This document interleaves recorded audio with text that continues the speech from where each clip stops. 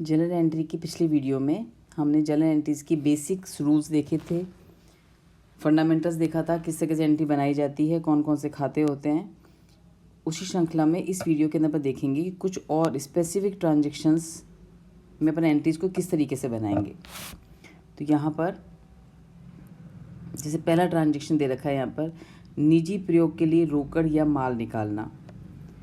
मतलब मालिक यदि स्वयं के यूज़ के लिए, स्वयं के प्रयोग के लिए कोई माल निकालता है बिजनेस में से या कैश निकालता है। अपने को पता है कि जब भी व्यवसाय होता है तो व्यवसाय जो बिज़नेस है वो उसका मालिक दोनों सेपरेट एंटिटी होते हैं, यानी मालिक अलग व्यक्ति होता है, बिज़नेस अलग होता है। तो मालिक यदि बिज़नेस में पैसा लगाता है तो वो लायबिलिटी है बिज़नेस के लिए, जिसको अपन नाम देते हैं पूंजी। इस तरह से यदि मालिक पैसा निकालता है बिज़नेस में से या माल निकालता है तो एक तरह से ड्राइंग से यानी आहरण हो जाता है, यानी पूंजी का कुछ हिस्सा उसने निकाल लिया है। तो इसमें यदि मालिक अपने ही बिज़नेस में से माल या पैसा निकालता है खुद के काम के लिए तो भी उसका ट्रांजेक्शन अपने खातों में वो करेगा। और उसको क्या नाम देंगे, उसको अपन नाम देंगे ड्राइंग्स।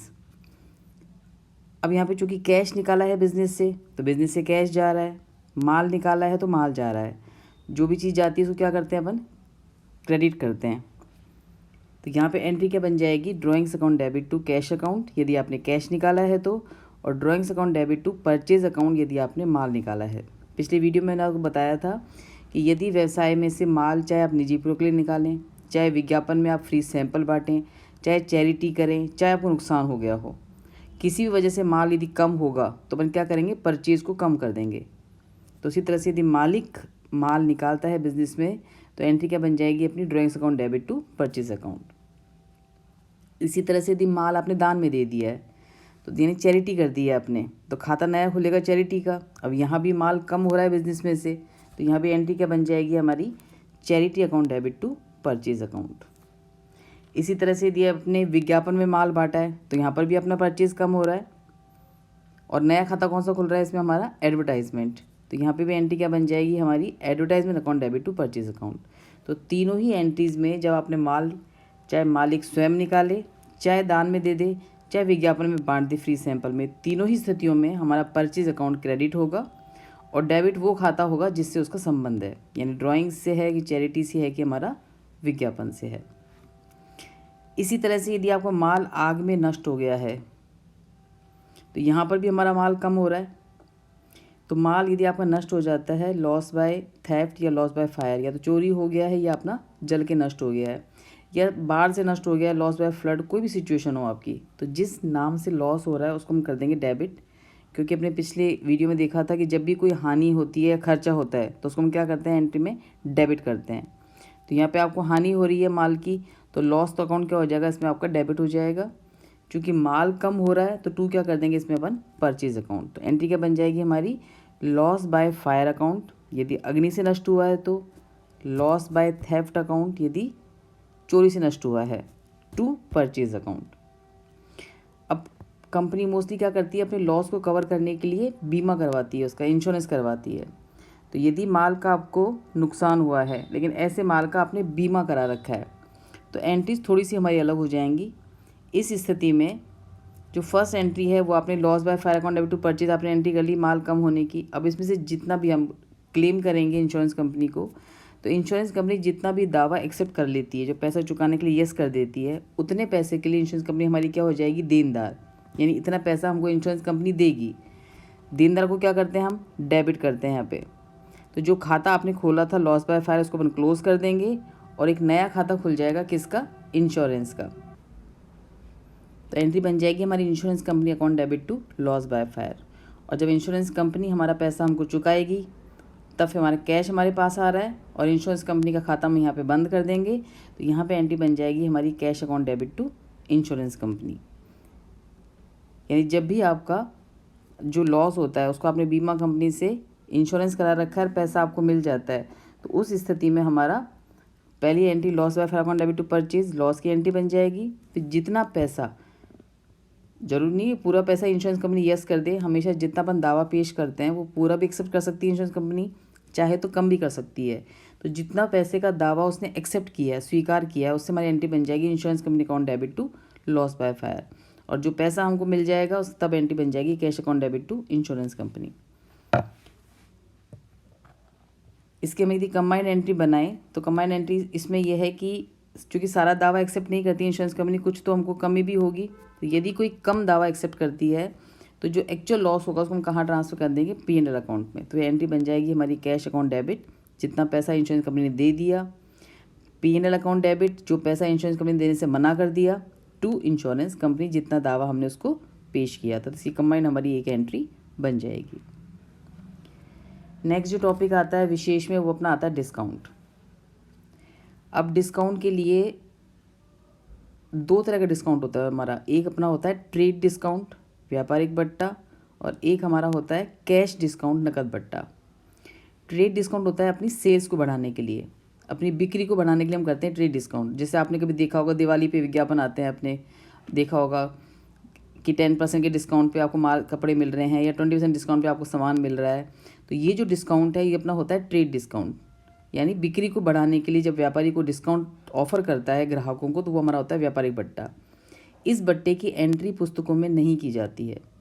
इसका सिर्फ ये होता है, सपोज़ करो कि आपसे कहा गया कि एक शर्ट है, 1000 रुपये की एक शर्ट है और 10% डिस्काउंट पर आपको दे रहा है।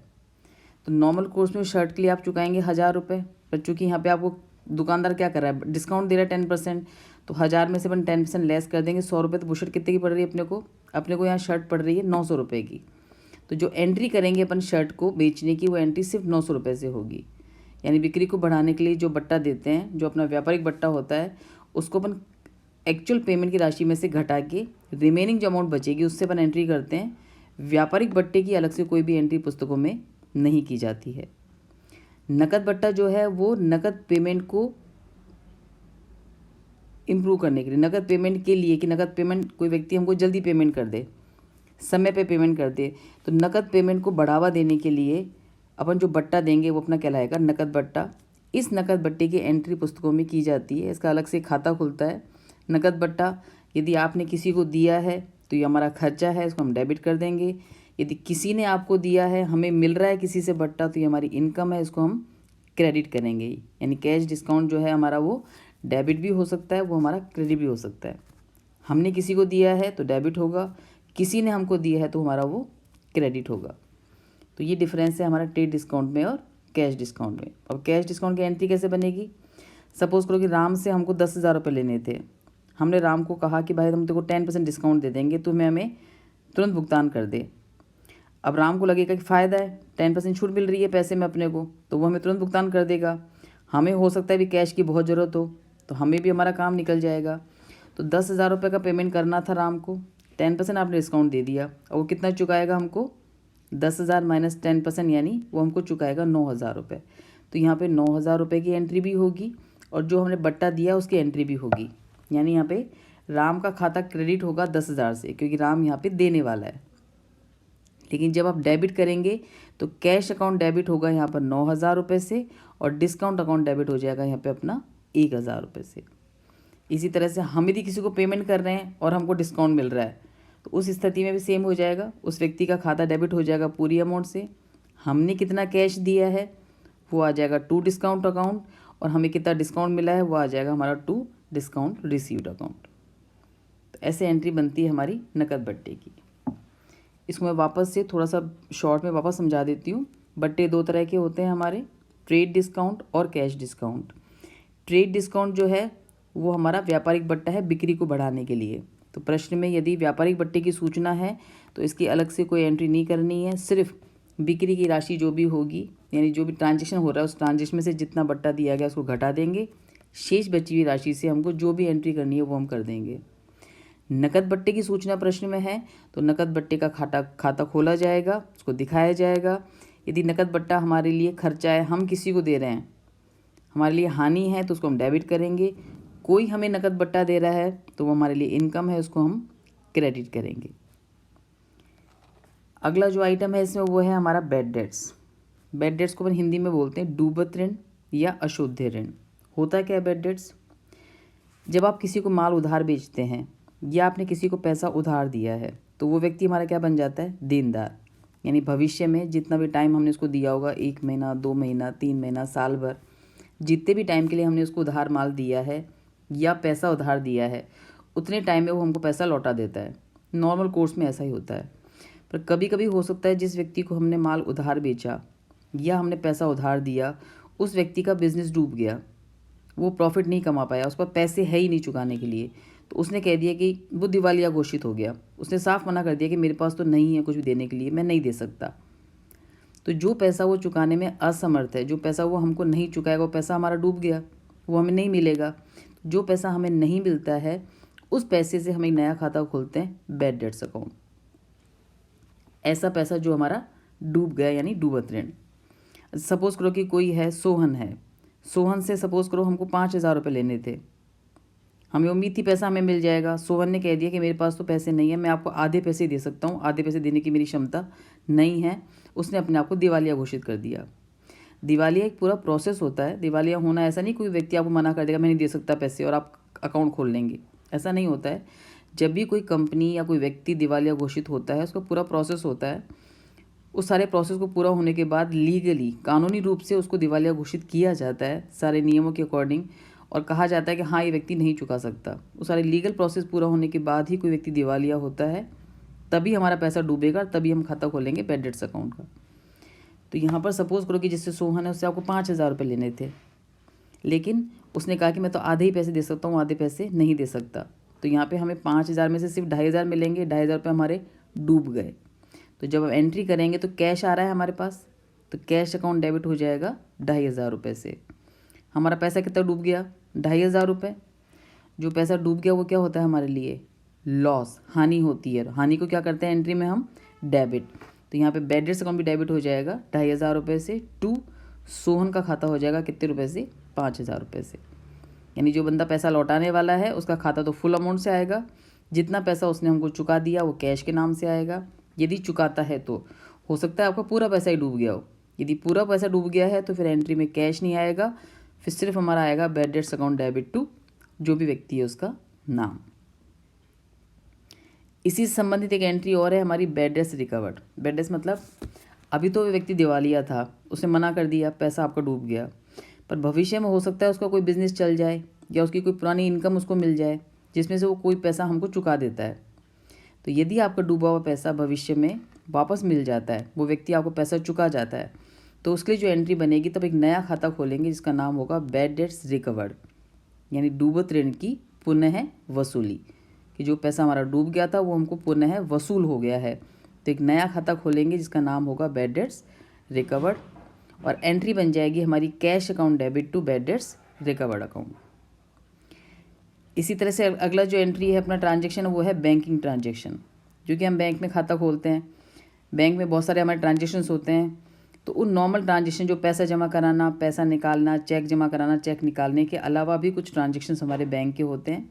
जैसे आपने कोई बैंक ओवरड्राफ्ट लिया है तो उस बैंक ओवरड्राफ्ट पे बैंक आपसे ब्याज चार्ज कर लेता है, या आप कोई ट्रांजैक्शन पेमेंट वगैरह करते हैं जिसके लिए वो फ़ीस चार्ज करता है, या फिर आपका पैसा जो जमा है उस पर वो हमको ब्याज देता है जो हमारे लिए इनकम है।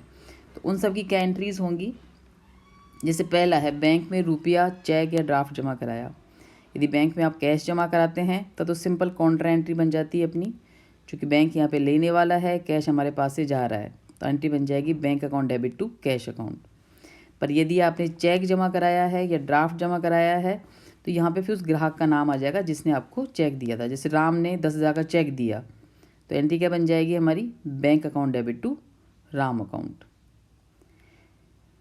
फिर आपने यदि किसी को पेमेंट किया है तो उसमें भी सेम है। यदि कैश पेमेंट किया है तो एंट्री क्या करते हैं? जैसे बैंक में आपने कैश निकाला है बैंक से, तो कैश अब आपके पास आ रहा है और बैंक यहाँ पे देने वाला है, तो एंट्री क्या बन जाएगी? ये भी कॉन्ट्रा एंट्री हो जाएगी हमारी, cash account debit to bank account. लेकिन किसी व्यक्ति को हमने चेक दिया है तो फिर वो व्यक्ति यहाँ पर लेने वाला हो गया, उसको हम कर देंगे डेबिट टू बैंक अकाउंट। जैसे आप सपोज करो कि आपने शाम को 5,000 रुपये का चेक दिया, तो यहाँ पे शाम लेने वाला है तो शाम अकाउंट हो जाएगा डेबिट। चेक दिया है तो क्या नाम आएगा हमारा? To bank account. तो एंट्री क्या बन जाएगी हमारी? शाम account debit to bank account.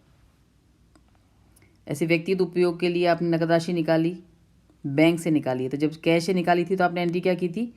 Drawings account debit to cash account. अब यदि आपने बैंक से निकाली है तो आपकी एंट्री हो जाएगी drawings account debit to bank account. यदि आपका कोई पैसा जमा है बैंक के अंदर जिसपे बैंक आपको ब्याज देता है जो आपके लिए इनकम है, तो ये इनकम का खाता खुल जाएगा हमारा। इनकम जो कि एंट्री में क्या होती है, हमारी हमेशा क्रेडिट होती है। देने वाला कौन है यहाँ पर, बैंक। तो एंट्री क्या बन जाएगी, वो बैंक देने वाला पैसा है, उसने हमको ब्याज दिया, तो हमारा बैंक का बैलेंस क्या हो जाएगा, बढ़ जाएगा। सपोज कोई भी खाते में मेरे 10,000 रुपये जमा है, बैंक ने मुझे 500 रुपये का ब्याज दिया। अब मेरे पासबुक में कितने पैसे हो जाएंगे, एंट्री कराएंगे तो 10,000 प्लस 500, 10,500, तो मेरा बैंक बढ़ गया। तो बैंक बढ़ गया तो बैंक अकाउंट क्या हो जाएगा, हमारा डेबिट। इनकम हमारी क्रेडिट हो जाएगी, तो यहाँ पे एंट्री क्या बन जाएगी, bank account debit to interest account.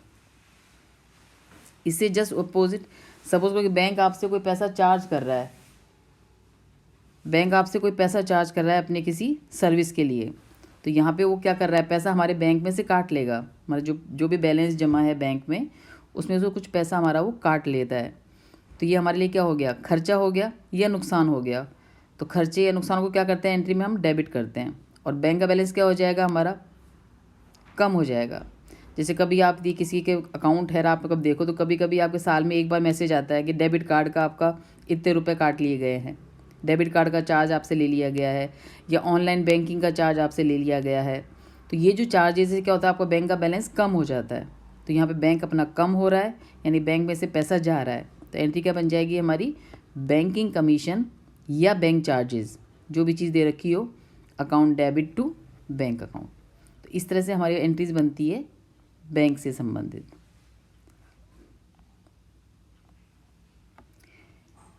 फिर ऐसे रिकवरी ऑफ सेल्स टैक्स है। सेल्स टैक्स होता क्या है कि जब भी कोई व्यक्ति माल बेचता है तो उसमें सेल्स के अंदर टैक्स को जोड़ के बेचता है। जब भी माल बेचेगा तो उसमें सेल्स भी होता है। जैसे अपन, अब तो सेल्स टैक्स नहीं है, अब आपके जीएसटी शब्द आता है। अब जो हमारा शब्द आता है वो अपना आता है जीएसटी। तो यदि प्रश्न में से कह रखा हो कि इतना माल बेचा जिसमें इतना सेल्स टैक्स था, तो होता क्या है कि जो आप माल बेचते हैं उसमें जितनी राशि सेल्स टैक्स की है वो आपकी इनकम नहीं है, वो एक टैक्स है जो आपको ग्राहक से वसूल करके सरकार को जमा कराना होता है। सेल्स टैक्स में आप मीडिएटर हैं बीच में एक, आपका काम है कि सेल्स टैक्स की राशि आप ग्राहकों से वसूल करेंगे और सरकार को अपन खाते में जमा करा देंगे।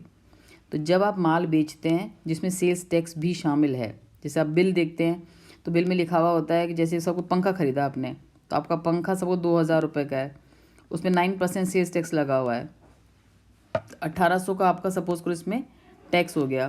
तो अपना जो बिल बनेगा वो 2,000 प्लस 180, 2,180 रुपये का बिल बनेगा इसमें आपका।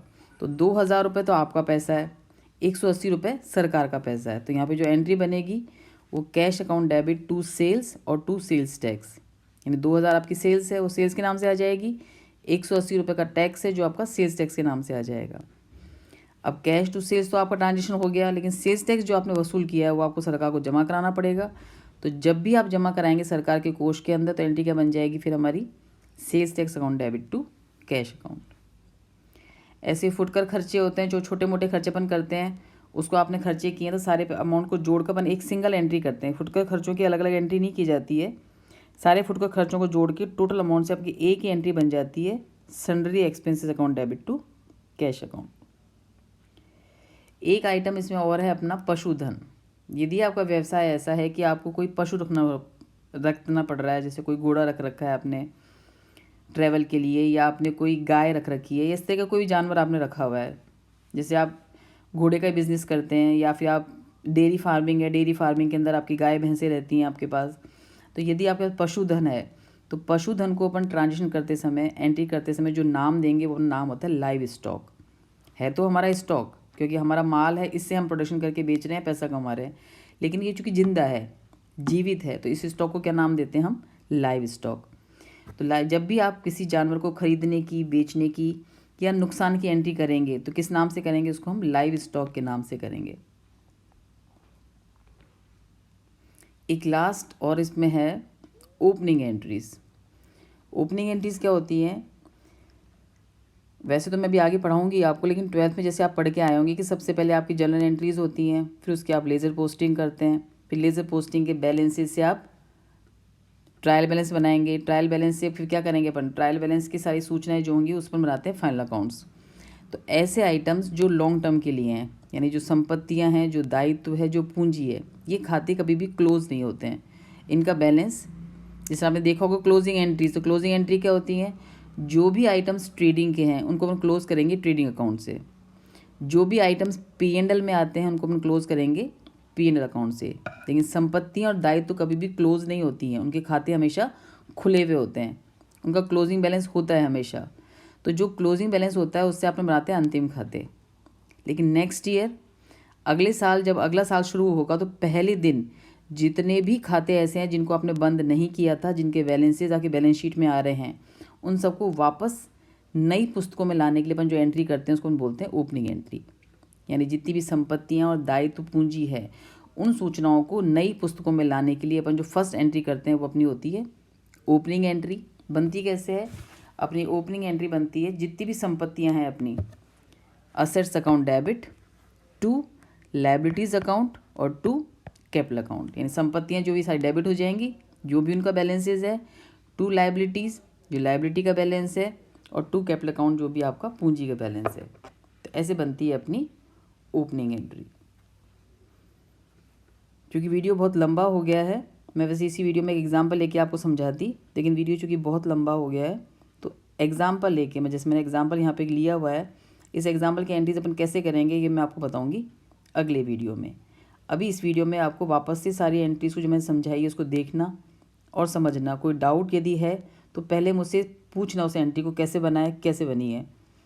जब डाउट क्लियर हो जाएंगे तब मैं एग्जांपल लेके उसको सॉल्व करेंगे अगले वीडियो में। आज के लिए